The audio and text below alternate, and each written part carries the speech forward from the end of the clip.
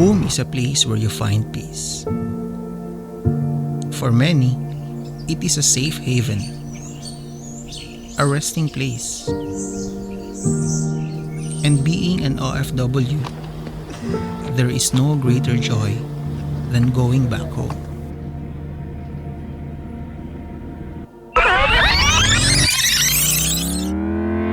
But in this vlog, we will not talk about my place. We will bring you to Cebu.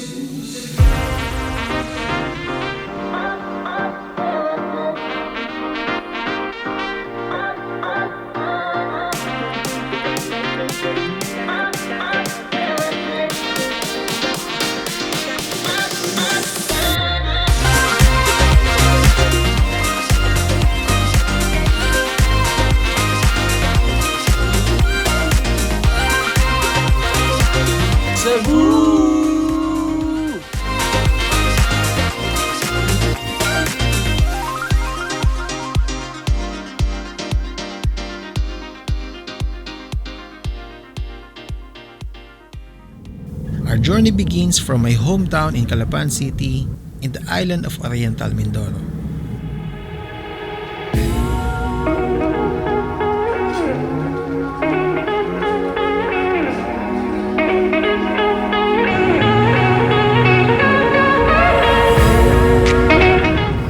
In the midst of our journey, you can see the beautiful and pristine blue waters and the islands that seems waving as you pass along them.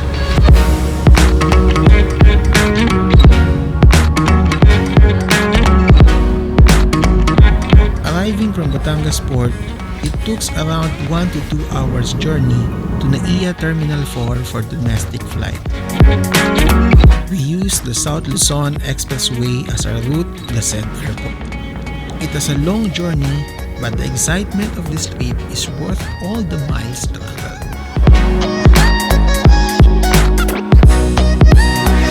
And from Leah Terminal 4, it is an almost 1.5 hour to arrive in Mactan Cebu International Airport. And from here, the real journey begins. Welcome to Cebu City! Cebu ng mangyan!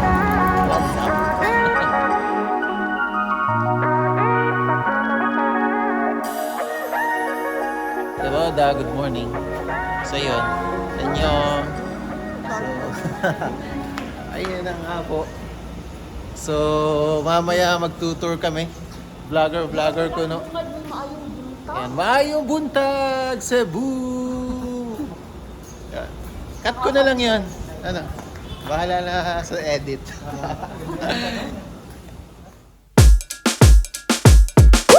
Pop, pop, pop, pop, pop, julep. Pop, pop, Kuya pop, Pat, pop, pop, julep. Pop, pop, Bahala pop, sa pop, amin pop, dito pop, sa Cebu. julep.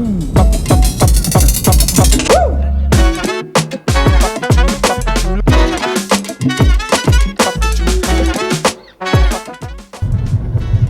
Ang hindi ko pa napuntang dito, Temple of Leah.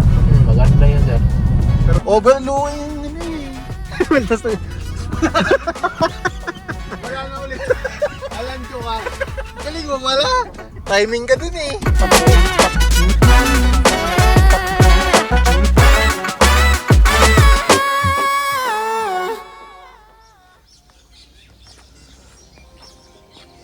Inspired by Roman Greek architectural design, Temple of Leah is one of the popular tourist destinations in Cebu.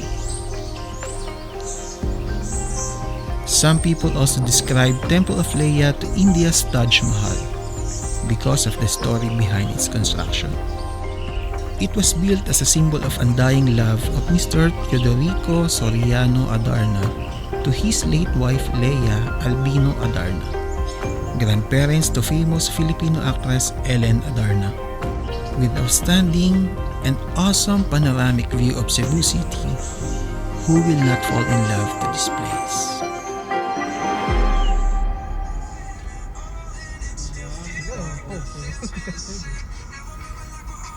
Our next stop is in Sirao Flower Garden. This beautiful garden is located in a mountain barangay just a few minutes from JY, Lahog, Cebu City.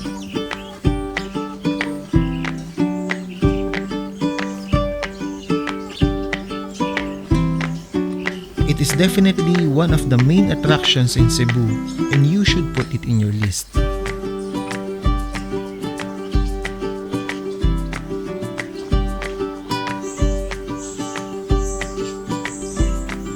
This place is a paradise especially for garden and flower lovers. Perfect for your vlog, Instagram, or TikTok.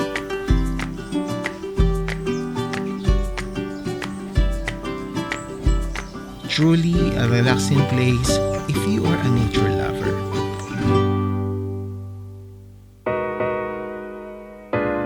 Cebu is famous for its lechon, which is considered to be juiciest and crispiest in the Philippines. And there's one place everybody is talking about because of its famous delicacy. Ayan, dito lang kami ngayon sa Rico's Lechon. Di na tayo daw dito sa Cebu. So, ayan. Isa to sa mga dayuhin at maraming pumupunta ditong turista. Ika nga nila. So, tingnan natin. Tikman natin yung mga food nila later. Basta naman ang Cebu. Ayun, masaya. Maraming magaganda palang places talaga dito sa Cebu. So, nakakatuwa lang. Ayan. Manalo. Mas naman Cebu trip. Ganda. Ganda pala sa Cebu. Tapos mga pogi and driver. Pakita mo si Kuya. Okay pa. Kung sa Cebu trip. Bati ka sa Pasig. Bati po po yung... Dali ko sa Asin. Lechon is one of the dishes left to us by Spaniards. And we can say that Cebuanos are among the people in our country that mastered the preparation of it. That's why it is the place better experience this mouth-watering dish.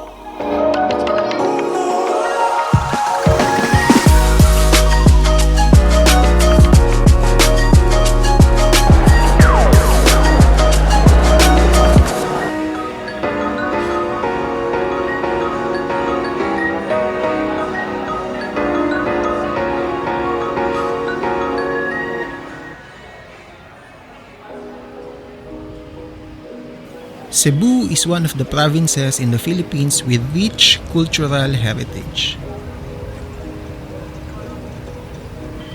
And one of the famous historical events happened in the Philippines is when Magellan landed in Mactan, Cebu.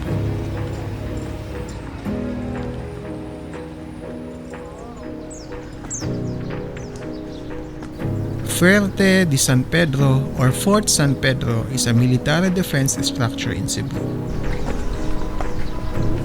built by the Spaniards under the command of Miguel Lopez de Legazpi. This structure and its walls witnessed all of the significant events in our history that molds us as Filipinos.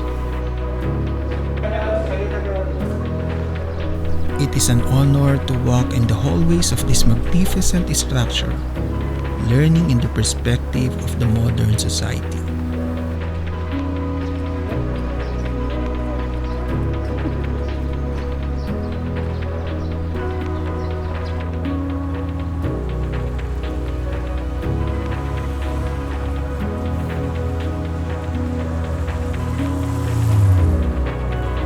This vlog shows not only the beautiful scenery of Cebu, but also learning in the lives of its local people.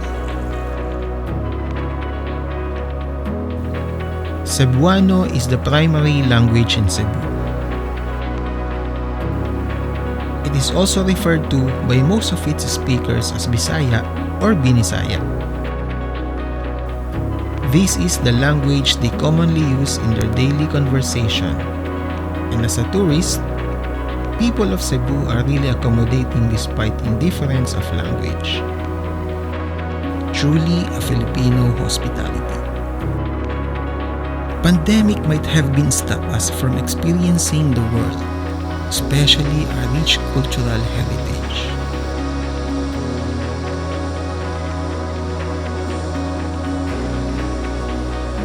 Time will always heal and let us move forward once again.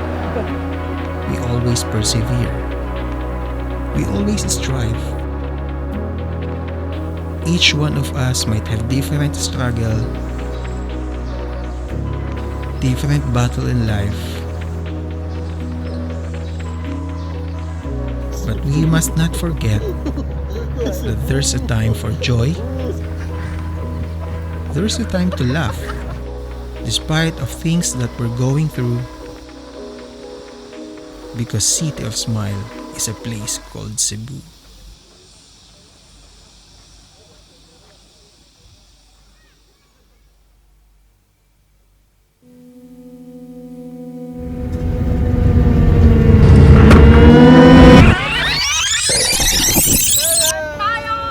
Ang saya!